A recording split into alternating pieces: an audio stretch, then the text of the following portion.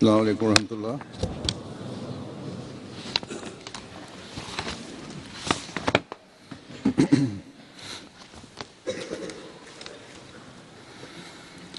أشهد أن لا إله إلا الله وحده لا شريك له وأشهد أن محمدا عبده ورسوله أما بعد فأعوذ بالله من الشيطان الرجيم بسم الله الرحمن الرحيم الحمد لله رب العالمين الرحمن الرحيم مالك يوم الدين إياك نعبد وإياك نستعين اهدنا الصراط المستقيم صراط الذين أنعمت عليهم غير المغضوب عليهم ولا الضالين۔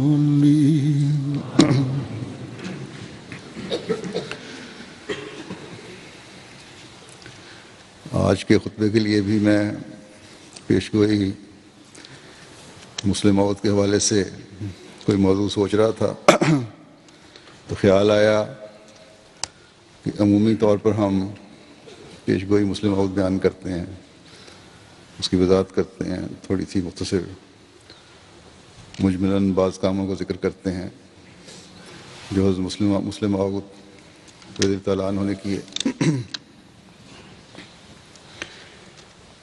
اللہ تعالیٰ نے آپ کو جو خدا داد علم، ذہانت اور فراست عطا فرمائی تھی، اس کے بہت سے پہلو ہیں۔ خلافت سے پہلے بھی آپ کی تحریرات اور تقریریں علم و معرفت سے بھری ہوئی ہیں۔ آپ کی کتب، تقریریں اور مضامین انوار العلوم کے نام سے جو کتاب ہے مختلف جلدوں میں چھپی ہوئی ہیں۔ اب تک 23 جلدیں اس کی شائع ہو چکی ہیں اور ہر جلد 600 سے اوپر صفحات پر مشتمل ہے۔ مزید بھی انشاءاللہ چھپیں گی، یہ مکمل نہیں ہوئی۔ اسی طرح آپ کے خطبات جمعہ ہیں، یہ بھی بہت سے ہیں، جس کی 24 جلدیں شائع ہو چکی ہیں، اور یہ بھی اسی طرح ہر جلد جو ہے 600 سے زائد صفحات پر مشتمل ہے۔ ابھی 1942-43 تک کی جلدیں چھپی ہیں خطبات، مزید انشاءاللہ چھپیں گی جیسا کہ میں نے کہا۔ فضل عمر فاؤنڈیشن جو آپ کے کام کو، خطبات کو، تقاریر کو جمع کرنے کے لیے، پھیلانے کے لیے بنائی گئی تھی، وہ ان تقاریر اور مضامین وغیرہ کے ترجمے بھی مختلف زبانوں میں کروا رہی ہے، اور انشاءاللہ تعالیٰ انگریزی میں تو شاید جلدی مہیا ہو جائیں، بعض کتابوں کے کچھ موجود بھی ہیں، اور پھر باقی زبانوں میں بھی ہوں گے۔ کچھ عربی میں بھی ترجمے ہو چکے ہیں اور شائع بھی ہو چکے ہیں۔ میرا خیال ہے زیادہ تر کام عربی میں ہوا ہے اردو کے بعد۔ ہمارے مختلف ممالک کے جامعات کے طلباء بھی ان کے ترجمے کر رہے ہیں۔ مقالہ جو شاید پاس کرنے کے لکھا جاتا ہے تو ان کو بھی ان کتب کے ترجمے کرنے کے لیے دیا گیا ہے۔ تو بہرحال ایک خزانہ ہے جو آپ نے اپنی زندگی اور 52 سالہ دور خلافت میں جماعت کو دیا، لیکن اس کی اشاعت چند ہزار کی تعداد میں ہوتی ہے۔ جو اب آپ خریدتے ہیں وہ بھی شاید ہی تفصیل سے پڑھتے ہوں، اور پھر اب لاکھوں نوبائین اور نئی نسل ایسی ہے جو اردو میں نہ پڑھ سکتی ہے، نہ ان کی زبان میں انہیں مہیا ہے۔ جو مہیا ہے وہ بھی، جیسا کہ میں نے کہا، بہت تھوڑی تعداد میں ہے۔ اس لیے نئی نسل کی اکثریت اور نومبائین کو آپ کے انداز تحریر و تقریر کا پتہ ہی نہیں، نہ ہی آپ کے علم و معرفت کا کچھ اندازہ ہے۔ بلکہ میری عمر کے لوگ جو پیدائشی احمدی ہیں اور مجھ سے چند سال بڑے بھی، ان کو بھی آپ کے انداز خطیبانہ اور تقریروں کا اندازہ نہیں ہو سکتا۔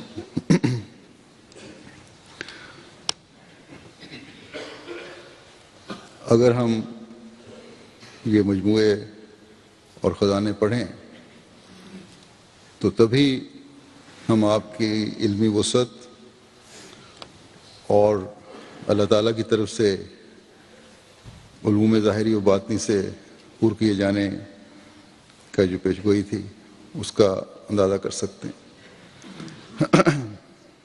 اور اپنے علم میں بھی، جیسا کہ میں نے کہا، اضافہ کر سکتے ہیں۔ ویڈیو آڈیو کی اس زمانے میں ایسی سہولت نہیں تھی۔ جو ایک دو تقریریں تھیں لوپ پہ ریکارڈنگ ہوتی تھی آخری سالوں میں آپ کے دور خلافت کے، وہ بھی ریکارڈنگ جو کی گئی وہ بھی امتداد زمانہ سے وقت گزرنے کے ساتھ ساتھ کافی حد تک اس کی آواز میں وہ اتنی اچھی نہیں رہی، اور وہ بھی آپ کا جو انداز تھا اس میں جو ریکارڈنگ ہے وہ اصل شان و شوکت نہیں رکھتی اس کی۔ بہرحال یہ شکر ہے کہ تحریرات کا، تقاریر کا، خطبات کا کام کا ریکارڈ کافی حد تک موجود ہے۔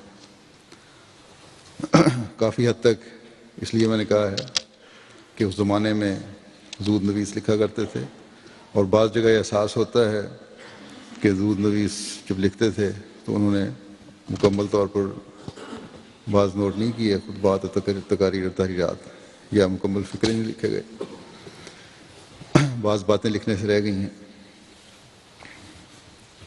بہرحال آج میں نے بجائے اس کے کہ اس پیشگوئی کے بارے میں کچھ بیان کروں، سوچا کہ آپ کا ایک خطبہ جتنا زیادہ آپ کے الفاظ میں بیان ہو سکتا ہے وقت کی رعایت کے ساتھ وہ بیان کر دوں۔ جو خطبہ میں نے چنا ہے یہ بھی دعا کے طریق اور خدا تعالیٰ پر یقین، یہ یقین کہ وہی تمام قدرتوں کا مالک ہے اور جو وہ چاہتا ہے وہی ہوتا ہے، اس مضمون پر مشتمل ہے۔ یہ مضمون میں نے اس لیے بھی چنا ہے کہ آج کل بھی اگر ہم خارقہ نتائج دیکھنا چاہتے ہیں تو اس مضمون کے صحیح ادراک اور اس پر عمل کی ضرورت ہے۔ یہ خطبہ 10 اپریل 1942 کا ہے۔ فیروز آپ نے اس طرح فرمایا کہ میں نے احباب کو متواتر دعاؤں کی طرف توجہ دلائی ہے، اور اب جو دوستوں کی طرف سے رکے اور خطوط ملتے ہیں ان سے پتہ چلتا ہے کہ جماعت کے ایک حصے میں موجودہ زمانہ فتن کے لیے دعا کی تحریک پائی جاتی ہے، مگر ایک حصے کی دعا کافی نہیں۔ یہاں میں یہ بھی بتا دوں کہ آج کل بھی یہی صورتحال ہے، باوجود میرے بار بار کہنے کے، دعا کی طرف توجہ دینے کے، اپنی حالتوں کے بدلنے کے، جو توجہ ہونی چاہیے وہ نہیں ہو رہی.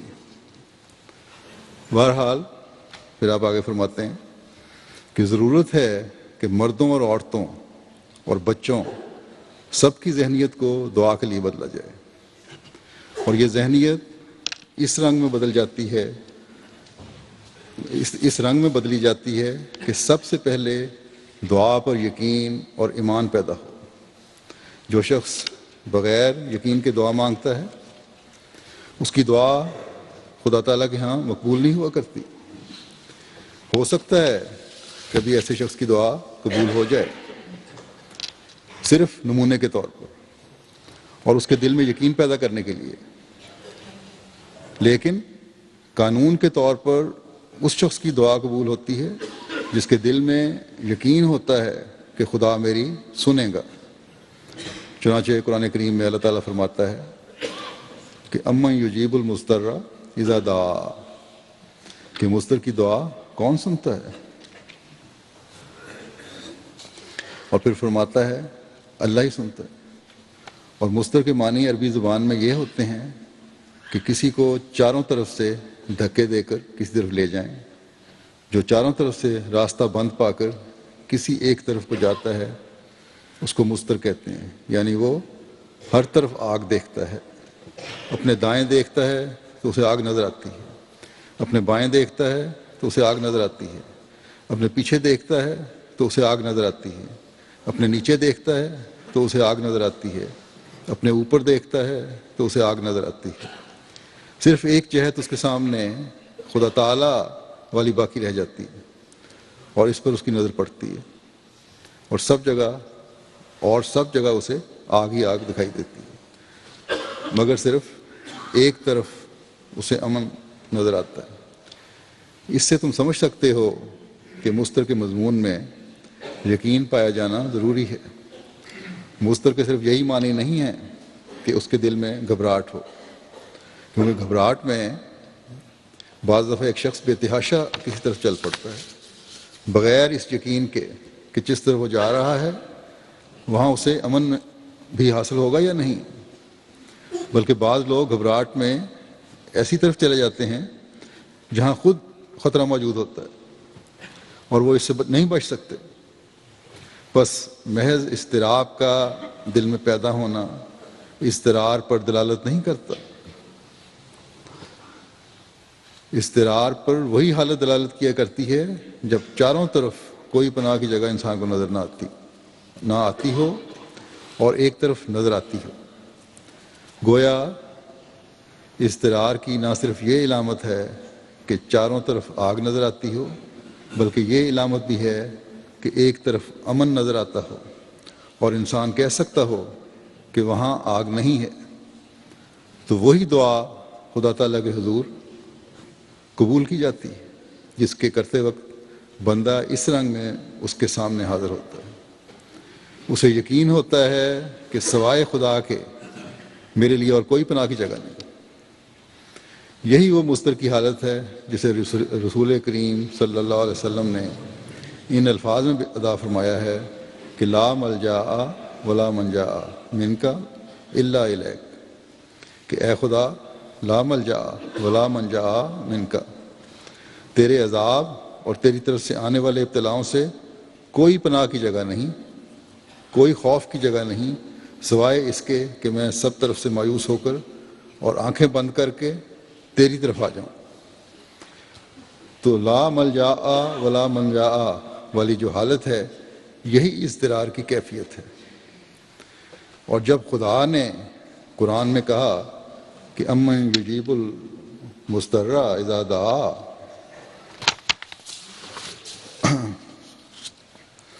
کہ بتاؤ مضطر کی کون سنتا ہے، تو مضطر کے معنی یہی ہوئے کہ ایسے شخص کی دعا جو اللہ تعالیٰ کے سوا کسی کو ملجا و ماوا نہیں سمجھتا اور اللہ تعالیٰ کے سوا کسی کو اپنا ملجا و منجا قرار نہیں دیتا. اور اس آیت میں کہ امن یجیب المضطر اذا دعا،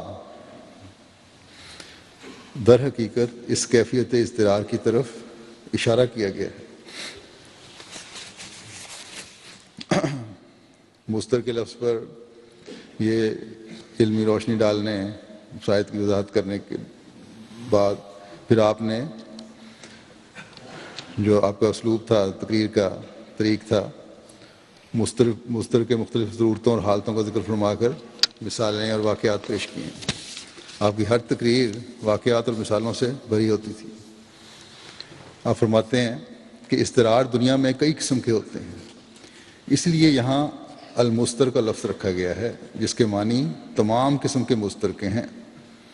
بعض بندے دنیا میں ایسے ہوتے ہیں جو مستر ہوتے ہیں، اور گو حقیقتاً اللہ تعالیٰ ہی ہر مستر کا علاج ہے، مگر اس کے دیے ہوئے انعام کے ماتحت کوئی بندہ بھی ان کے اضطرار کو بدلنے کی طاقت رکھتا ہے۔ مثلا ایک غریب آدمی ہے، اس کے کپڑے پھٹ جاتے ہیں، اسے نظر نہیں آتا کہ وہ نئے کپڑے کہاں سے بنوائے۔ ایک امیر آدمی جو بعض دفعہ ایک ہندو ہوتا ہے، سکھ ہوتا ہے، پارسی ہوتا ہے، دہریہ ہوتا ہے، کوئی بھی ہو، وہ اس کو بنوا دیتا ہے۔ اب فرمایا کہ اب گو ہمارے یقین کے مطابق، یہاں میں بعض اس کو مختصر کر رہا ہوں بعض باتیں کیونکہ خطبہ کافی لمبا تھا یہ تو۔ فرمایا کہ اب گو ہمارے یقین کے مطابق خدا نے ہی اس امیر آدمی کے دل میں یہ تحریک پیدا کی ہوگی کہ وہ اس کپڑے بنوا دے، مگر جو کامل الایمان نہیں ہوتا وہ سمجھتا ہے کہ میرے اضطرار کی حالت میں فلاں آدمی کام آیا ہے، مگر وہی آدمی جس نے اسے کپڑوں کا جوڑا بنا کر دیا تھا، جب یہ ایسی بیماری میں مبتلا ہوتا ہے کہ اس کے لیے کھانا پینا حرام ہو جاتا ہے، پانی تک اسے ہضم نہیں ہوتا، تمام جسم کی صحت کی حالت خراب ہو جاتی ہے، چل پھر بھی نہیں سکتا، تو ایسی حالت میں وہ امیر آدمی اس کی مدد نہیں کر سکتا، بلکہ اگر کوئی اچھا طبیب ڈاکٹر ہو، اچھا لائق اور رحم دل جو ہوتا ہے، وہ اسے اس حالت میں دیکھتا ہے تو کہتا ہے کہ تمہیں علاج پر روپیہ خرچ کرنے کی توفیق نہیں، میں تمہیں مفت دوائی دینے کے لیے تیار ہوں۔ فرمایا کہ اس اضطرار کی حالت میں امیر اس کے کام نہیں آیا، بلکہ طبیب اس کے کام آیا۔ پھر کبھی ایسا ہوتا ہے کہ اس پر کوئی مقدمہ بن جاتا ہے، وہ بے گناہ ہوتا ہے، اس کا دشمن زبردست ہوتا ہے، اور وہ کسی وجہ سے ناراض ہو کر اسے کسی مقدمے میں ماخوذ کرا کے عدالت تک پہنچاتا ہے۔ اب اسے نہ وکیل کرنے کی توفیق ہے، نہ خود اس سے مقدمہ لڑنے کی قابلیت ہے، حیران ہوتا ہے کیا کرے۔ آخر کوئی رحم دل وکیل اسے مل جاتا ہے اور وہ کہتا ہے کہ میں بغیر فیس کے تمہاری وکالت کرنے کے لیے تیار ہوں۔ اب اس موقع پر اور کوئی کام نہیں آیا، صرف وکیل اس کے کام آیا۔ پھر ایک مثال دی، اسی طرح ذمہ دار کی مثال دی ہے۔ پھر آ کے فرماتے ہیں کہ تو ایک ہی انسان کے مختلف اضطراروں میں مختلف لوگ اس کے کام آ سکتے ہیں، لیکن اللہ تعالیٰ فرماتا ہے امن یجیب المضطر اذا دعا، مطلق مضطر جس کے لیے کوئی شرط نہیں کہ وہ کس قسم کا مضطر ہو، خواہ وہ بھوکا ہو، ننگا ہو، پیاسا ہو، بیمار ہو، بوجھ اٹھائے جا رہا ہو، کسی قسم کا اضطرار ہو، اس کی ساری ضرورتوں کو پورا کرنے والی صرف اللہ تعالیٰ کی ذات ہے۔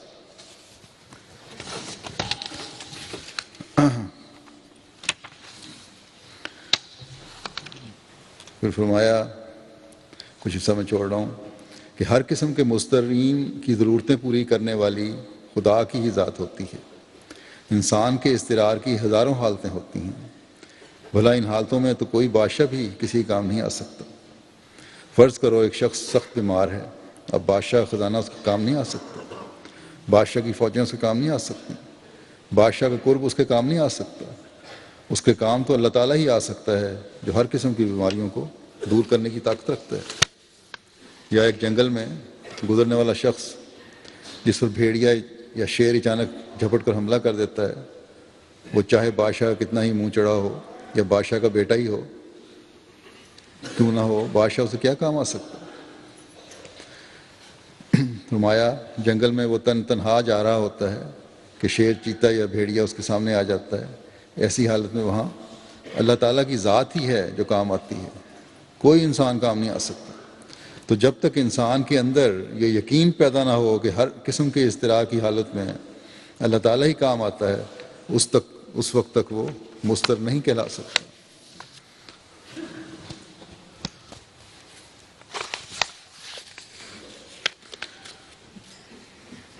یہ اس زمانے کی بات ہے جب انڈیا پاکستان اکٹھے تھے اور برطانیہ کی حکومت تھی ہندوستان پر۔ اس کی ایک مثال دیتے ہوئے فرماتے ہیں کہ انگریزوں کے ماتحت ہی ہندوستان میں کئی بزدل قومیں ہیں، مگر انگریز ان کو بہادر نہیں بنا سکے، صرف اتنا کہہ دیا کہ انہیں فوج میں بھرتی نہ کیا جائے۔ گویا بجائے اس کے کہ وہ ان کی ترقی کا باعث بنتے، انہوں نے ان کو اسی بزدلی کے گڑھے میں گرائے رکھا جس میں وہ پہلے گرے ہوئے تھے۔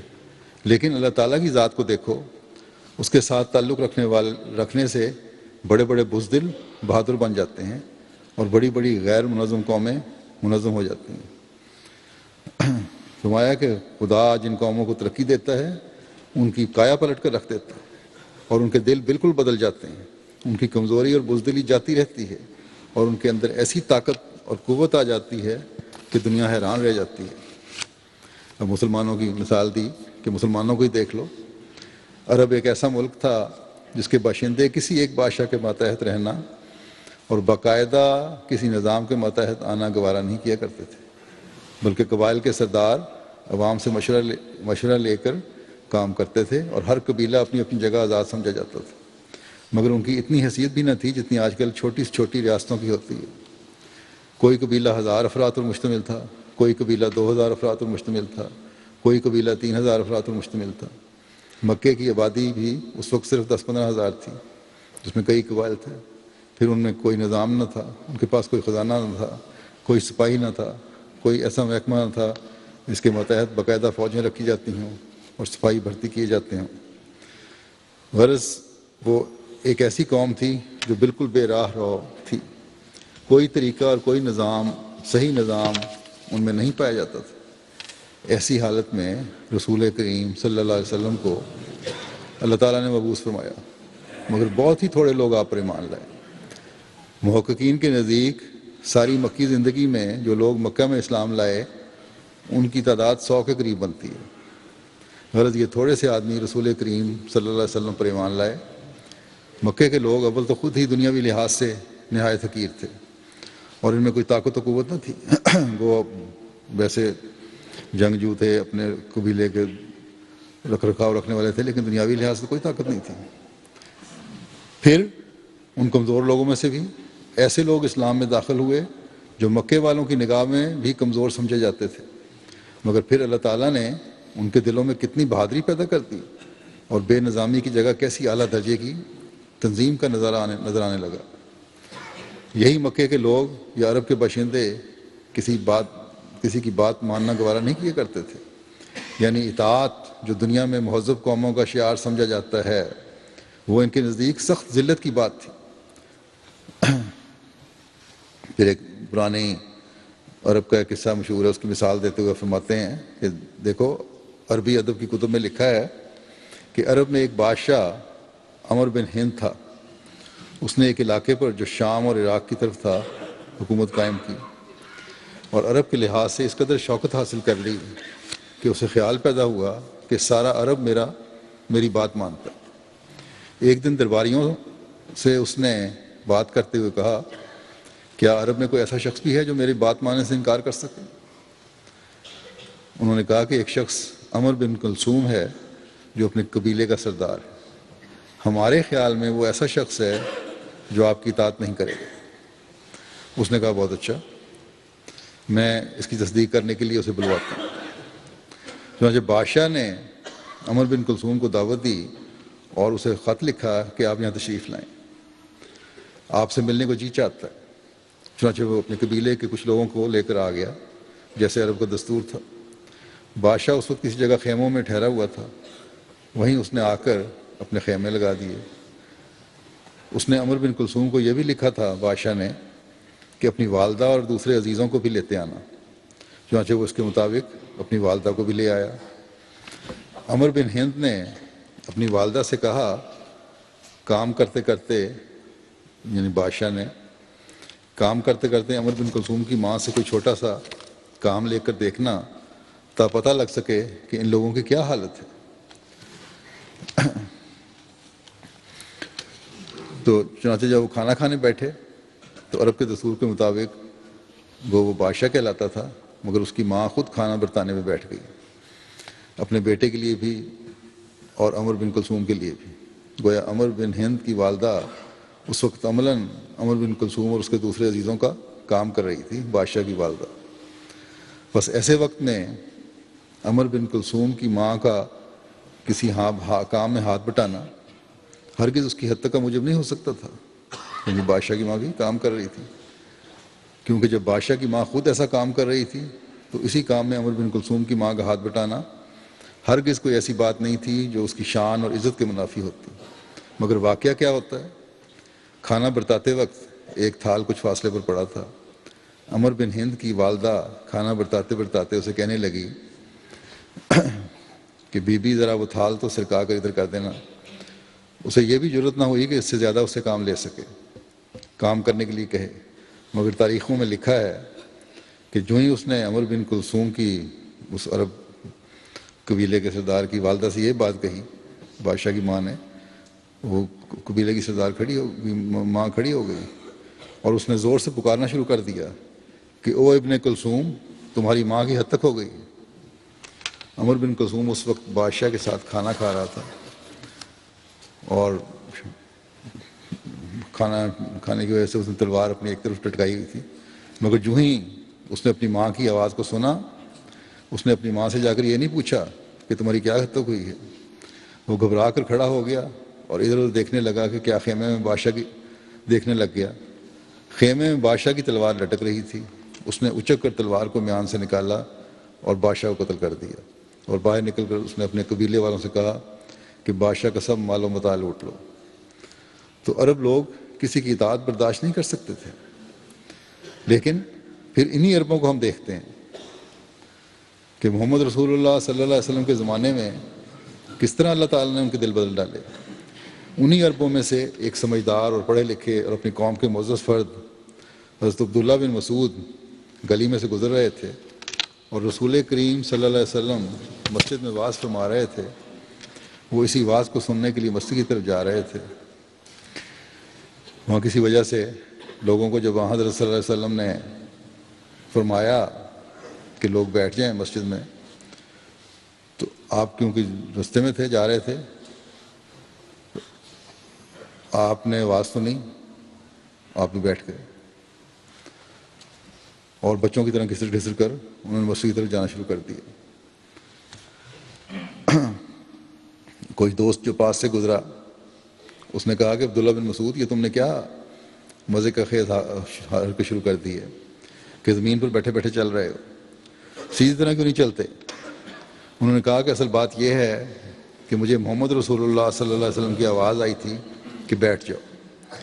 میں نے اپنے دل میں سوچا کہ مجھے کیا پتہ کہ میں وہاں تک زندہ پہنچوں یا نہ پہنچوں، ایسا نہ ہو میرا خاتمہ محمد رسول اللہ صلی اللہ علیہ وسلم کی نافرمانی میں ہو، اس لیے میں یہیں بیٹھ گیا اور میں نے بیٹھے بیٹھے مسجد کی طرف جانا شروع کر دیا۔ اب ذرا مقابلہ کرو اس واقعے کا عمر بن کلثوم کے واقعے سے کہ ایک بادشاہ کی دعوت پر وہ جاتا ہے، اس کی ماں کو، بادشاہ کی ماں کوئی بڑا کام نہیں بتاتی بلکہ وہ کام بتاتی ہے جو وہ خود کر رہی ہوتی ہے اور اپنے بیٹے سے کم درجہ رکھنے والے شخص کے لیے کر رہی ہے۔ پھر وہ کام کوئی بہت بڑا کام بھی نہیں ہے، جو کچھ کر رہی تھی اس میں بھی ایک نہایت معمولی اور چھوٹا سا کام کرنے کے لیے اسے کہتی ہے، مگر اس کی طبیعت اس بات کو برداشت نہیں کر سکتی اور ادھر وہ بات کہتی ہے، ادھر وہ شور مچانے لگ جاتی ہے کہ میری حد تک ہو گئی۔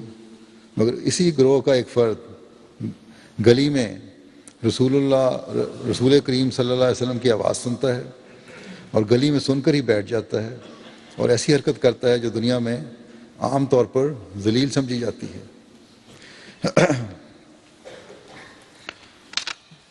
پھر لکھتے ہیں کہ تم یقیناً اسے پاگل سمجھو گے، مگر صحابہ کی یہ حالت تھی کہ وہ اپنے آپ کو پاگل ہی کر بیٹھے تھے محمد صلی اللہ علیہ وسلم کی اطاعت میں، کیونکہ وہ سمجھتے تھے کہ محمد صلی اللہ علیہ وسلم کی اطاعت خدا کی اطاعت ہے۔ پھر آگے وہ لکھتے ہیں مسلم موعود کہ پھر مدینے کے لوگ لڑائی کے کام میں نہایت ادنا اور ذلیل سمجھے جاتے تھے، جیسے ہمارے ملک میں بعض قومیں لڑائی کے فن کی اہل نہیں سمجھی جاتی۔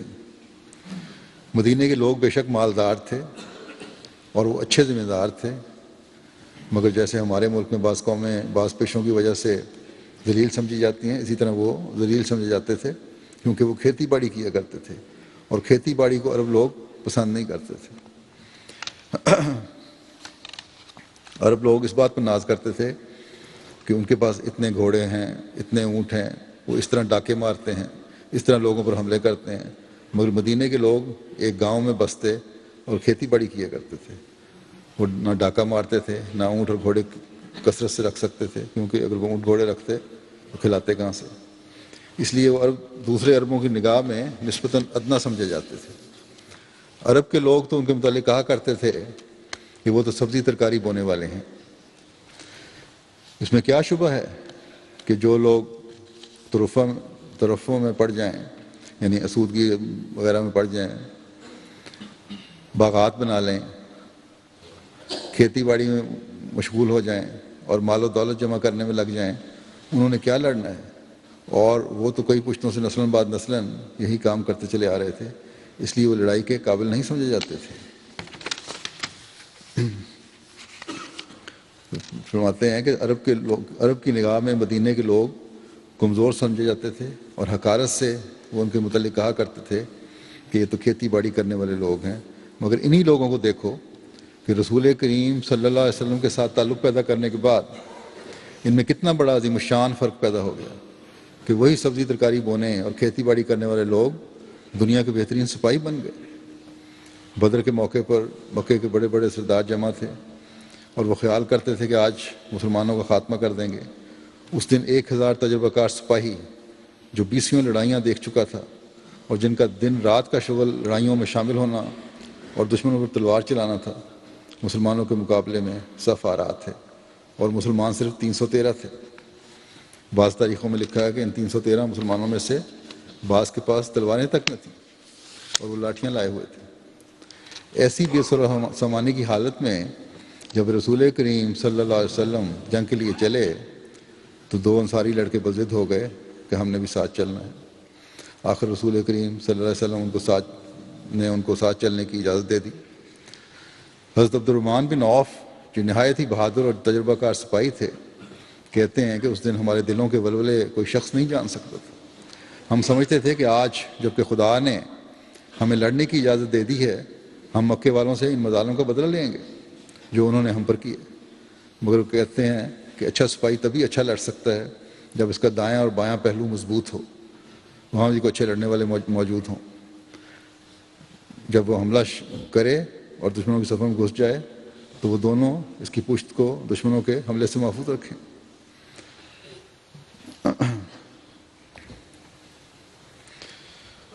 اس لیے بہادر سپاہی ہمیشہ درمیان میں کھڑے کیے جاتے ہیں تاکہ ان کے دائیں بائیں حفاظت کا خاص سامان رہے، اور جب وہ دشمن کی صف کو چیر کر آگے بڑھیں تو ان کی پیٹھ کی حفاظت ہوتی رہے۔ حضرت عبد الرحمن بن عوف کہتے ہیں کہ میں نے اسی خیال کے متحد اپنے دائیں بائیں دیکھا کہ دیکھوں میرے دائیں بائیں کون ہے۔ کہتے ہیں میری جو نظر پڑی تو میں نے دیکھا وہی 2 انصاری لڑکے 15 سال کی عمر کے میرے دائیں بائیں کھڑے تھے۔ اول تو یہ مدینے کے رہنے والے ہیں، مجھے کہتے ہیں مجھے خیال ہوا، دل بیٹھ گیا، جہاں کے لوگ لڑائی کے فن سے ناشنا ہیں، پھر یہ 15 سال کے لڑکے، انہوں نے میری کیا حفاظت کرنی ہے؟ آج میرے دل کے جوش کی جو حالت ہے وہ دل میں ہی رہے گی اور میں اپنی حسرت نہیں نکال سکوں گا۔ تو بہرحال اس کا خلاصہ بیان کر دیتا ہوں۔ کہتے ہیں کہ میں نے یہ خیال آ رہا تھا کہ میرے دل میں کہ مجھے دائیں طرف سے میرے پہلو میں کونی لگی۔ میں نے مڑ کر اس لڑکے کی طرف دیکھا کہ مجھے کیا کہنا چاہتا ہے۔ وہ اپنا منہ میرے کان کے قریب لایا اور اس نے آہستگی سے مجھے کہا کہ چچا وہ ابو جہل کون سا ہے جو رسول کریم صلی اللہ علیہ وسلم کو دکھ دیا کرتا تھا؟ میرا دل چاہتا ہے آج اس سے بدلا لوں۔ ابھی کہتے ہیں میں اس کا جواب دے نہیں تھا تو دوسری طرف سے مجھے کونی لگی اور اس نے میرے منہ کان کے قریب اپنا منہ لا کے کہا کہ چچا وہ ابو جہل کون سا ہے جو رسول کریم صلی اللہ علیہ وسلم کو دکھ دیا کرتا تھا؟ میرا دل چاہتا ہے کہ آج اس سے بدلا لوں۔ اب کہتے ہیں کہ میرے دل میں یہ خیال نہیں آیا کہ ابو جہل جو سردار ہے اور لشکر کے درمیان میں ہے، اس کے بڑے کونا مشق جنگجو قسم کے لوگ ساتھ کھڑے ہوں گے اس کے، کہ اس کو تک میں پہنچوں اور قتل کروں، لیکن ان بچوں کو یہ خیال آ گیا۔ بہرحال کہتے ہیں میں نے اشارہ کیا اور دونوں بچوں کی خواہش تھی کہ میں اس نعمت کو بجا لاؤں، یعنی یہ انعام مجھے ہی ملے کہ میں ابو جہل کو قتل کرنے والا بنوں۔ مگر ان کو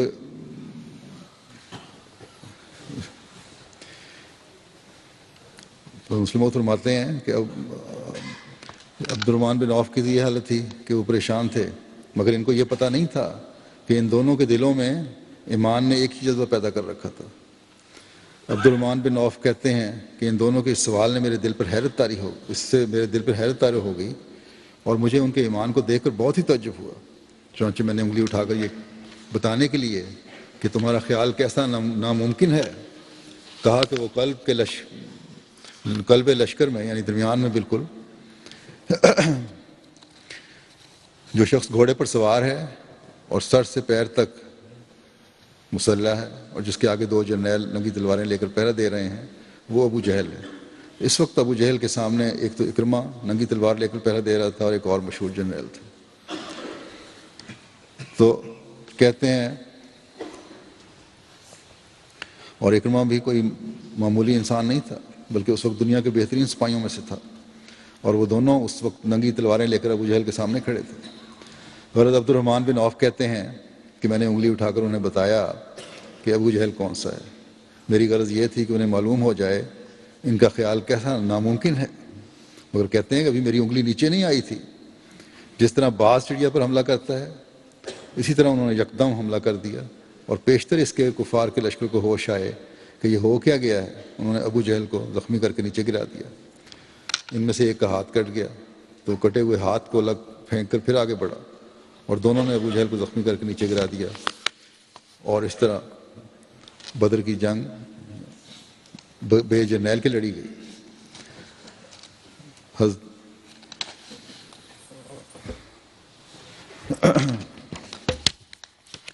فرمایا کہ دیکھو وہ قوم جو اتنی ذلیل سمجھی جاتی تھی کہ اس کے افراد کو لڑائی کے قابل ہی نہیں خیال نہیں کیا جاتا تھا، محمد صلی اللہ علیہ وسلم پر ایمان لانے کے طفیل ان میں کتنا تغیر پیدا ہوا کہ ابو جہل مرتا ہے تو اس حسرت کے ساتھ کہ مجھے مدینے کے 2 لڑکوں نے مارا۔ وہ کہتا ہے مرنے کی پرواہ نہیں، سپاہی لڑائی مرا ہی کرتے ہیں، مجھے حسرت اور افسوس ہے تو یہ کہ مدینے کے 2 لڑکوں نے مجھے مارا۔ گویا وہ لوگ جنہیں عرب سپاہی تک نہیں سمجھتے تھے، جب محمد صلی اللہ علیہ وسلم پر ایمان لائے تو خدا جس کے قبضے میں دل ہیں اور جو کمزور کو قوی بنانے کی طاقت رکھتا ہے، اس نے ان کو ایسا بہادر اور جری بنا دیا کہ ایک تجربہ کار جرنیل جس بات کو ناممکن سمجھتا تھا، خدا نے وہ کام اس قوم کے 2 بچوں کے ہاتھ سے کروا دیا۔ پھر عرب لوگوں کے اندر اس قدر غیرت ہوا کرتی تھی کہ وہ غیرت میں اپنی ہر چیز کو قربان کرنے کے لیے تیار ہو جاتے تھے، مگر دیکھو پھر کس طرح خدا نے ان کے دل بدل ڈالے اور ان کے دلوں سے جھوٹی غیرت کا احساس تک جاتا رہا۔ اور وہ واقعہ پھر آپ نے بیان فرمایا اس شخص کا جو ایک لڑکی سے شادی کرنا چاہتا تھا، اور اس کے باپ کے پاس گیا، اس نے کہا مجھے لڑکی دکھا دو، اس نے کہا نہیں لڑکی نہیں میں دکھا سکتا۔ وہ رسول کریم صلی اللہ علیہ وسلم کے پاس گیا اور کہنے لگا یا رسول اللہ میں ایک لڑکی سے شادی کرنا چاہتا ہوں مگر اس کا باپ لڑکی کی شکل مجھے نہیں دکھاتا۔ رسول کریم صلی اللہ علیہ وسلم نے فرمایا وہ غلطی کرتا ہے، اسے لڑکی دکھا دینی چاہیے۔ وہ پھر اس کے پاس پہنچا اور کہنے لگا تم نے انکار کیا تھا اور کہا تھا میں لڑکی نہیں دکھاتا، میں نے اس بارے میں رسول کریم صلی اللہ علیہ وسلم سے پوچھا ہے اور آپ نے فرمایا ہے کہ نکاح کے موقع پر لڑکی کو دیکھ لینا جائز ہے۔ باپ کہنے لگا جائز ہوگا مگر میں تمہیں نہیں دکھاتا۔ اپنی غیرت دکھائی اس نے،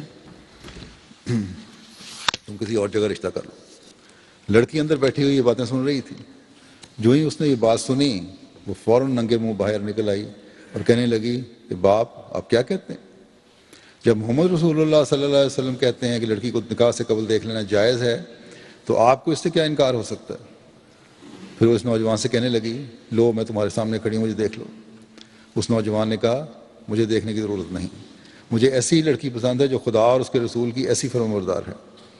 تو دیکھو کس طرح اہل عرب کے قلوب کو بظاہر دنیاوی عزتیں قربان کرنے کے لیے رسول کریم صلی اللہ علیہ وسلم نے تیار کر دیا کہ ان کے مد نظر سوائے اس کے اور کوئی بات نہ رہی کہ خدا اور اس کے رسول کا کیا حکم۔ تو قلوب کو دنیا کی کوئی حکومت نہیں بدل سکتی، قلوب کو اللہ تعالیٰ ہی بدلتا ہے۔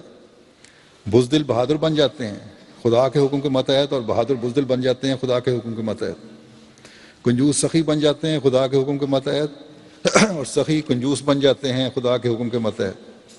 جاہل عالم بن جاتے ہیں خدا کے حکم کے ماتحت، اور عالم جاہل بن جاتے ہیں خدا کے حکم کے ماتحت۔ جب خدا کسی قوم کے متعلق حکم دیتا ہے کہ اس کو مٹا ڈالو، تو اس کے عالم جاہل ہو جاتے ہیں، اس کے بہادر بزدل ہو جاتے ہیں، اس کے سخی کنجوس ہو جاتے ہیں، اور اس کے طاقتور کمزور ہو جاتے ہیں۔ مگر جب خدا کسی قوم کے متعلق فیصلہ کرتا ہے کہ اسے بڑھایا جائے، تو اس کے کمزور بہادر بن جاتے ہیں، اس کے جاہل عالم بن جاتے ہیں، اس کے بخیل سخی بن جاتے ہیں، اور اس کے بیوقوف عقل مند بن جاتے ہیں۔ اپنی زندگیوں میں اس قسم کی کئی مثالیں دیکھی ہیں۔ فرماتے ہیں کہ احمدیوں میں بھی ہم نے دیکھا ہے کہ ایک شخص اخلاص کے ساتھ احمدی ہوتا ہے، وہ ان پڑھ اور جاہل ہوتا ہے، مگر احمدی ہوتے ہی اس کی زبان اس طرح کھل جاتی ہے کہ بڑے بڑے مولوی اس کے ساتھ بات کرنے سے گھبراتے اور گھبرانے اور کترانے لگ جاتے ہیں۔ مگر ہم نے یہ بھی دیکھا ہے کہ بعض علم والے آدمی ہماری جماعت میں داخل ہوتے ہیں، مگر چونکہ ان کے دلوں میں احمدیت کے متعلق اخلاص نہیں ہوتا، اس لیے وہ اسی طرح جاہل رہتے ہیں جس طرح غیر احمدی ہونے کی حالت میں علم دین سے جاہل ہوا کرتے تھے، جس سے صاف پتہ لگتا ہے کہ ہمارا علم ذاتی نہیں بلکہ خدا کا دیا ہوا علم ہے، ہماری بہادری اپنی نہیں بلکہ خدا کی دی ہوئی بہادری ہے، ہماری قربانیاں اپنی نہیں بلکہ خدا کی دی ہوئی توفیق کا نتیجہ ہیں۔ اگر وہ خدا کی دی ہوئی بہادری نہ ہوتی، اگر وہ خدا کا دیا ہوا علم نہ ہوتا، اگر وہ خدا کی دی ہوئی جرت نہ ہوتی، تو اس کا اخلاص سے کیا تعلق ہوتا؟ پھر تو عادات سے اور محنت سے اور ذاتی جدوجہد اور کوشش سے ہی اس کا تعلق ہوتا۔ حالانکہ ہم دیکھتے ہیں کہ دنیاوی لوگ جو دنیاوی حالت سے ان باتوں سے بالکل نابلد ہوتے ہیں، مگر ان کے دلوں میں اخلاص ہوتا ہے۔ پھر آپ نے مثال دی ہے، اس کا خلاصہ بیان کر دیتا ہوں۔ پیرا ایک شخص ہوا کرتا تھا جو حضرت مسیح علیہ الصلوۃ والسلام کا خادم تھا، بڑی موٹی عقل کا آدمی تھا، سمجھ نہیں سکتا تھا کہ احمدیت کیا چیز ہے۔ حضرت مسیح علیہ السلام سے اس کا ذاتی لگاؤ تھا، اس کے والدین اس کو چھوڑ گئے تھے، بیمار تھا، علاج کرانے کے لیے حضرت مسیح علیہ السلام کے پاس۔ حضرت مسیح علیہ السلام نے اس کا علاج کیا، ٹھیک ہو گیا، اور وہ ڈیوڑی پہ پڑا رہتا تھا۔ اس کے رشتہ دار جو واپس آئے لینے کے لیے، انہوں نے کہا نہیں، اب جس نے میرا علاج کیا تھا میں تو اس کے پاس ہی رہوں گا، تمہارے ساتھ نہیں جانا۔ وہاں بیٹھا رہتا تھا ڈیوڑی میں، حضرت مسیح علیہ السلام کی پیغام لانا، پیغام رسانی کرنا، مہمانوں کو کھانا پہنچانا، یہ کام تھا، لیکن نمازیں نہیں پڑھتا تھا۔ حضرت خلیفہ اول رضی اللہ عنہ نے کہا کہ یہاں بیٹھا رہتا ہے، بعض لوگوں کے لیے ٹھوکر میں مجھے نہ بن جائے کہ نمازیں نہیں پڑھتا، اسے کہا کہ نماز پڑھا کرو۔ خیر اس کو بڑا سمجھایا کہ اس دن کو لالچ بھی شد دیا۔ ایک دن وہ نماز 5 نمازیں پڑھنے کے لیے چلا گیا۔ اس عرصے میں جب نماز پڑھ رہے تھے وہ صاحب مسجد میں، تو جو اندر سے خاتون کھانا لے کے آئیں مہمانوں کے لیے، آوازیں دیں، آواز نہیں پہنچی، تو زور سے آواز دی کہ کھانا لے کے جاؤ نہیں تو میں شکایت کروں گی تمہاری۔ اس وقت نماز ہو رہی تھی، اتحیات تو بیٹھے ہوئے تھے، تشہد میں بیٹھے ہوئے تھے سارے، تو وہیں سے بیٹھے بیٹھے مسجد کو جو اونچی آواز دی تو پہنچ گئی پیر صاحب کو۔ وہیں سے آواز دی انہوں نے کہ ٹھہر جا، اتحیات پڑھ لواں تے آنا وہاں۔ تو یہ حالت تھی ان کی دماغی حالت کی۔ لیکن اس وقت مسلموں فرماتے ہیں کہ قادیان میں پوسٹ آفس نہیں ہوتا تھا، نہ ریل تھی، تار گھر وغیرہ کچھ نہیں تھا، اور لوگ اسٹیشن بھی نہیں تھا۔ مولوی محمد حسین بٹالوی صاحب جو اسٹیشن میں لوگ اترتے تھے وہاں بٹالے میں، تو وہیں جا کے لوگوں کو ورگلایا کرتے تھے کہ قادیان نہ جاؤ، تمہارا ایمان خراب ہو جائے گا۔ ایک دن ان کو اور کوئی شکار نہیں ملا سارا دن اسٹیشن میں پھرنے سے، تو پیرا کو کسی کام سے کوئی بلٹی چھڑانے کے لیے، تار دینے کے لیے بھیجا گیا تھا وہاں، اس کو پکڑ لیا انہوں نے۔ وہ کہنے لگے کہ پیرے تیرا تو ایمان خراب ہو گیا، مرزا صاحب کافر اور دجال ہیں نعوذ باللہ، تو اپنی عاقبت ان کے پیچھے لگ کر کیوں خراب کرتا ہے؟ پیرا ان کی باتیں سنتا رہا۔ انہوں نے اس سے پوچھا جب ساری باتیں کر لیں تو پھر پیرے سے پوچھا کہ بتاؤ میری باتیں کیسی ہیں. پیرا کہنے لگا مولوی صاحب میں تو ان پڑھ اور جاہل ہوں, مجھے نہ علم ہے اور نہ مسئلے سمجھ سکتا ہوں, لیکن ایک بات ہے جو میں بھی سمجھتا ہوں, اور وہ یہ کہ میں سال سے بیلٹیاں لینے اور تاریں دینے کے لیے یہاں آتا ہوں, اور میں دیکھتا ہوں کہ آپ ہمیشہ اسٹیشن پر آ کر لوگوں کو قادیان جانے سے منع کرتے ہیں. آپ کی اب تک شاید اس کوشش میں کتنی جوتیاں گھس گئی ہوں گی, مگر مولوی صاحب پھر بھی آپ کی کوئی نہیں سنتا, اور مرزا صاحب قادیان میں بیٹھے ہیں اور پھر بھی لوگ ان کی طرف کھینچے چلے جاتے ہیں. آخر کوئی بات تو ہے جس کی وجہ سے یہ فرق ہے. تو دیکھو یہ کیسا لطیف اور صحیح جواب ہے. اس کو کوئی دلیل نہیں آتی تھی, کوئی کچھ نہیں آتی تھی, لیکن یہ قدرتی جواب تھا جو اللہ تعالیٰ نے پیرے کو سکھایا, جس کی نماز کی حالت میں نے بتائی آپ کو. تو فرمایا تو اللہ تعالیٰ اپنے بندوں اور اپنے ساتھ تعلق رکھنے والوں کو بعض دفعہ ایسی باتیں سمجھا دیتا ہے کہ انسان کی عقل دنگ ہو جاتی ہے, کیونکہ اس کے پاس یعنی اللہ تعالیٰ کے پاس سارے سامان ہیں, اور جس چیز کی کمی ہو وہ اس کے پاس موجود ہوتی ہے. عقل کی کمی ہو تو اس کے پاس موجود ہے, جرت کی کمی ہو تو اس کے پاس موجود ہے, سخاوت کی کمی ہو تو اس کے پاس موجود ہے, صحت کی کمی ہو تو اس کے پاس موجود ہے, عزت کی کمی ہو تو اس کے پاس موجود ہے, مال کی کمی ہو تو اس کے پاس موجود ہے. غرض ہر چیز کے خزانے اس کے پاس موجود ہیں, اور وہ اپنے بندوں کو ان خزانوں میں سے ایسے رنگ میں حصہ دیتا ہے کہ انسان حیران ہو جاتا ہے.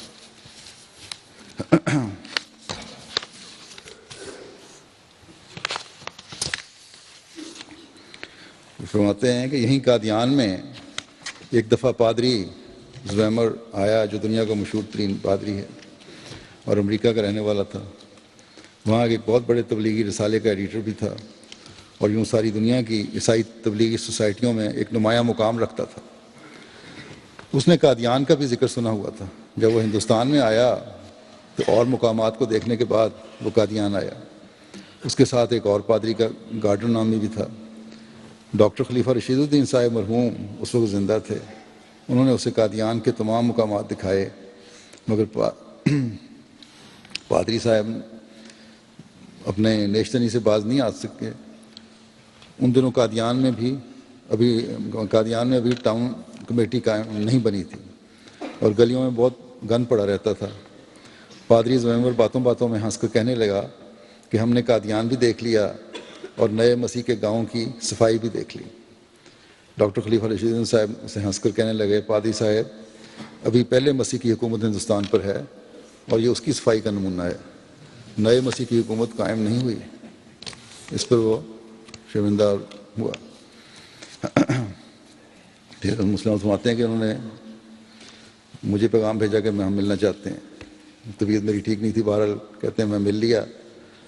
پادری زویمر کہنے لگے کہ میں 1-2 سوال کرنا چاہتا ہوں. میں نے کہا فرمائیے. کہنے لگے اسلام کا عقیدہ تناسخ کے متعلق کیا ہے؟ آیا وہ اس مسئلے کو مانتا ہے یا اس کا انکار کرتا ہے؟ جو ہی اس نے یہ سوال کیا, اللہ تعالیٰ نے میرے دل میں ڈال دیا کہ اس کا سوال سے منشا یہ ہے کہ تم جو مسیح موعود کو مسیح ناصری کا بروز اور اس کا مثیل کہتے ہو, تو آیا اس سے یہ مطلب ہے کہ مسیح ناصری کی روح ان میں آ گئی ہے؟ اگر یہی مطلب ہے تو یہ تناسخ ہوا, اور تناسخ کا عقیدہ قرآن کریم کے خلاف ہے. چنانچہ میں نے اسے ہنس کر کہا, پادری صاحب آپ کو غلطی لگی ہے. ہم یہ نہیں سمجھتے کہ مرزا صاحب میں مسیح ناصری کی روح آ گئی ہے, بلکہ ہم ان معنوں میں آپ کو مسیح ناصری کا مثیل کہتے ہیں کہ آپ مسیح ناصری کے اخلاق اور روحانیت کے رنگ میں رنگین ہو کر آئے ہیں. میں نے جو یہ جواب دیا تو کہنے لگا کہ آپ کو کس نے بتایا کہ میرا یہ سوال ہے؟ سوال تو اور طرح تھا, انڈائریکٹ. بہرحال کہنے لگا کہ میرا منشا یہی معلوم کرنا تھا کہ آپ کس طرح کہتے ہیں. پھر کہا کہ میں نے اس سے کہا دوسرا سوال کیا تمہارا؟ کہنے لگا کہ دوسرا سوال یہ ہے کہ نبی کی بعثت کیسے مقام پر ہونی چاہیے, یعنی اس کو اپنا کام سر انجام دینے کے لیے کس قسم کا مقام چاہیے. جو ہی اس نے یہ دوسرا سوال کیا, دوبارہ خدا تعالیٰ نے میرے دل میں یہ بات ڈال دی کہ اس سوال سے اس کا یہ منشا ہے کہ قادیان ایک چھوٹا سا گاؤں ہے, یہ دنیا کا مرکز کیسے بن سکتا ہے, اور اس چھوٹے سے گاؤں مقام سے ساری دنیا میں تبلیغ کس طرح کی جا سکتی ہے؟ اگر حضرت مرزا صاحب کی بعثت کا مقصد ساری دنیا میں اسلام کی تبلیغ پہنچانا ہے تو آپ کو ایسی جگہ بھیجنا چاہیے تھا جہاں سے ساری دنیا میں آواز پہنچ سکتی، نہ یہ کہ قادیان جو ایک چھوٹا سا گاؤں ہے اس میں آپ کو بھیج دیا۔ غرض اللہ تعالیٰ نے اس سوال کے بعد یہ بات میرے دل میں ڈال دی، اور میں نے پھر اس کو مسکرا کر کہا کہ پادری صاحب، ناصرہ یا ناصرہ سے بڑا کوئی شہر ہو وہاں نبی آ سکتا ہے؟ حضرت مسیح ناصری جس گاؤں میں ظاہر ہوئے تھے اس کا نام ناصرہ تھا، اور ناصرہ کی آبادی بمشکل 10-12 گھروں پر مشتمل تھی۔ میرے اس جواب پر پھر ان کا رنگ پھک ہو گیا اور حیران ہوئے کہ میں نے اسی بات کا جواب دے دیا۔ اسی طرح کو تیسرا سوال بھی کیا تھا جو یاد نہیں۔ بہرحال فرماتے ہیں کہ بہرحال اس نے 3 سوال کیے، اور تینوں سوالات کے متعلق قبل از وقت اللہ تعالیٰ نے القاء کر کے مجھے بتا دیا کہ اس کا ان سوالات سے اصل منشا کیا ہے، اور باوجود اس کے کہ وہ چکر دے کر پہلے اور سوال کرتا تھا، پھر بھی اللہ تعالیٰ نے اس کا اصل منشا مجھ پر ظاہر کر دیا اور وہ بالکل لاجواب ہو گیا۔ تو اللہ تعالیٰ قلوب پر عجیب رنگ میں تصرف کرتا، اور اس تصرف کے ماتحت اپنے بندوں کی مدد کیا کرتا ہے، اور یہ تصرف صرف خدا کے اختیار میں ہوتا ہے، بندوں کے اختیار میں نہیں ہوتا۔ فرماتے ہیں کہ ایک دفعہ ایک کج بحث ملا مسجد میں مجھے ملا اور کہنے لگا، مجھے مرزا صاحب کی صداقت کا ثبوت دیجیے۔ میں نے کہا قرآن موجود ہے، سارا قرآن حضرت مرزا صاحب کی صداقت کا ثبوت ہے۔ کہنے لگا کون سی آیت؟ میں نے کہا قرآن کریم کی ہر آیت مرزا صاحب کی صداقت کا ثبوت ہے۔ اب یہ تو صحیح ہے، قرآن کریم کی ہر آیت ہی کسی نہ کسی رنگ میں نبی پر چسپاں ہو سکتی ہے، مگر بعض آیتیں ایسی ہیں کہ ان کو سمجھنا اور یہ بتانا کہ کس رنگ میں اس سے نبی کی صداقت کا ثبوت نکلتا ہے بہت مشکل ہے۔ فرض کرو کسی آیت میں لڑائی کا واقعہ بیان ہو تو اب گو اس سے بھی نبی کی صداقت ثابت کی جا سکتی ہے، مگر وہ ایسا رنگ ہے جو عام طباع کے سمجھ سے بالا ہوتا ہے۔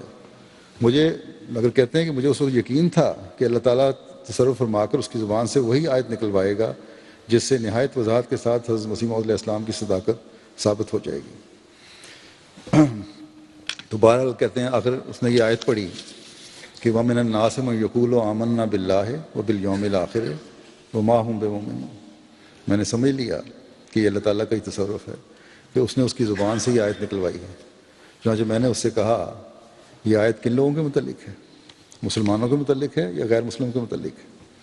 اس کا سوال یہ تھا کہ جب مسلمان نمازیں پڑھتے ہیں، پہلے سوال یہ کر چکا تھا کہ جب مسلمان نمازیں پڑھتے ہیں، روزے رکھتے ہیں، حج کرتے ہیں اور خدا اور اس کے رسول پر ایمان لاتے ہیں تو ان کے لیے کسی نبی کی کیا ضرورت ہے؟ جب اس نے یہ آیت پڑھی تو میں نے اس سے پوچھا کہ یہ آیت کن لوگوں کے متعلق ہے؟ اس نے کہا مسلمانوں کے متعلق۔ میں نے کہا تو پھر یہ آیت بتاتی ہے کہ مسلمانوں میں بھی بعض لوگ خراب ہو جاتے ہیں، وہ منہ سے تو کہتے ہیں کہ ہم مومن ہیں مگر در حقیقت وہ مومن نہیں ہوتے، اور قرآن یہ بتاتا ہے کہ خالی اپنے آپ کو مومن کہہ لینا کافی نہیں جب تک انسان اپنے عمل سے بھی ایمان کا ثبوت نہ دے۔ اب آپ ہی بتائیں کہ جب مسلمان بھی بگڑ سکتے ہیں تو کیا خدا ان کی اصلاح کے لیے کسی نبی کو بھیجے گا یا نہیں؟ فرمایا کہ دلوں کی تسلی تو بہرحال اللہ کا کام ہے، لیکن بہرحال اس بات پہ چپ ہو گیا۔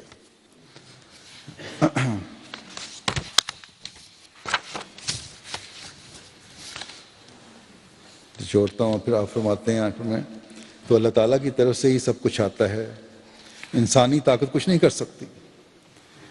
اس لیے یاد رکھو دعائیں جب تک مستر ہو کر نہ کی جائیں، یعنی اس یقین کے ساتھ کہ دنیا کی ہر ضرورت کو پورا کرنے والی ہستی صرف اور صرف خدا کی ذات ہے، اس وقت تک قبول نہیں ہوتی۔ بے شک دنیا میں ایسے لوگ موجود ہیں جو گو خدا کے دیے ہوئے میں سے دیتے ہیں، مگر بہرحال وہ انسان کو کپڑا ہی دے سکتے ہیں۔ بے شک دنیا میں ایسے لوگ موجود ہیں جو گو خدا کے دیے ہوئے میں سے دیتے ہیں، مگر بہرحال وہ دوسرے کو مکان ہی دے سکتے ہیں۔ بے شک دنیا میں ایسے لوگ موجود ہیں جو لوگ خدا کے دیے ہوئے علم سے دوسروں کو فائدہ پہنچاتے ہیں، مگر بہرحال وہ بیماروں کا علاج ہی کر سکتے ہیں۔ بے شک دنیا میں ایسے لوگ موجود ہیں جو گو خدا کے دیے ہوئے علم سے دوسروں کی حفاظت کے لیے مقدمہ مفت لڑ سکتے ہیں، مگر بہرحال وہ مقدمہ بغیر فیس کے لینے کے ہی لڑ سکتے ہیں۔ مگر کوئی انسان دنیا کا ایسا نظر نہیں آ سکتا جس کے ہاتھ میں یہ ساری چیزیں ہوں۔ کوئی انسان ایسا نہیں جس کے ہاتھ میں دلوں کی تبدیلی ہو، کوئی انسان ایسا نہیں جس کے ہاتھ میں جذبات کی تبدیلی ہو۔ یہ صرف خدا کی ذات ہے جس کے قبضہ تصرف میں تمام چیزیں ہیں، اور جو دلوں اور اس کے نہاں در نہاں جذبات کو بھی بدلنے کی طاقت رکھتا ہے۔ بس جب تک مضطر ہو کر دعا نہ کی جائے اور جب تک چاروں طرف سے مایوس ہو کر اور خدا پر کامل ایمان رکھ کر دعا نہ کی جائے اس وقت تک دعا قبول نہیں ہوتی، لیکن جب اس رنگ میں دعا کی جائے تو وہ خدا کے عرش پر ضرور پہنچتی ہے اور قبول ہو کر رہتی ہے۔ تو یہ آپ کے انداز کی ابتدائی جھلکیاں تھیں، جو خطاب تھا اس کی جھلکیاں تھیں، بعض میں نے پیش کی۔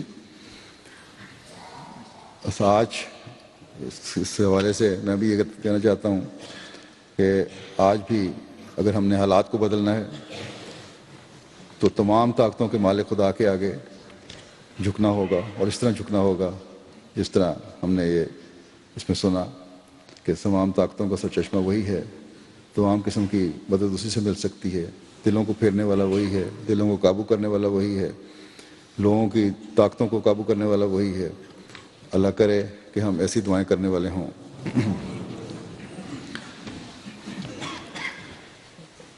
آج یہاں ہمارے ایک بڑے مخلص کارکن جو شعبہ ضیافت یو کے میں کام کرتے تھے اور پہلے جرمنی میں بھی بڑا لمبا عرصہ کرتے رہے کام، کرم عظیم صاحب، ان کا جنازہ خیال تھا کہ ان کی وفات ہوگی 2-3 دن پہلے، انا للہ و انا الیہ راجعون۔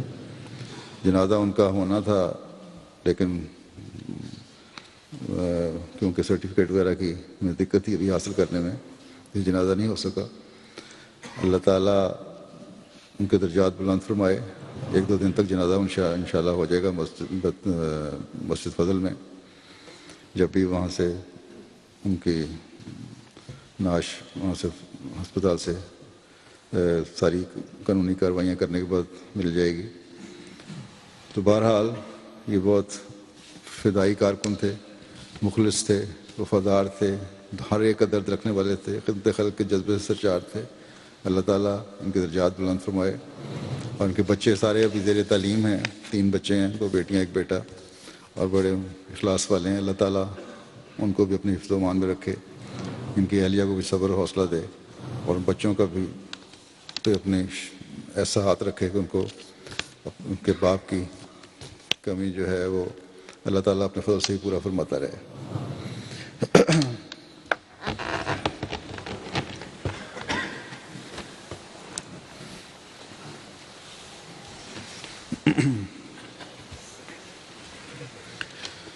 الحمد لله نحمده ونستعينه ونستغفره ونؤمن به ونتوكل عليه ونعوذ بالله من شرور أنفسنا ومن سيئات أعمالنا، من يهده الله فلا مضل له ومن يضلل فلا هادي له، ونشهد أن لا إله إلا الله ونشهد أن محمدا عبده ورسوله۔ عباد الله رحمكم الله، إن الله يأمر بالعدل والإحسان وإيتاء ذي القربى وينهى عن الفحشاء والمنكر والبغي يعظكم لعلكم تذكرون۔ اذكروا الله يذكركم وادعوه يستجب لكم ولذكر الله أكبر۔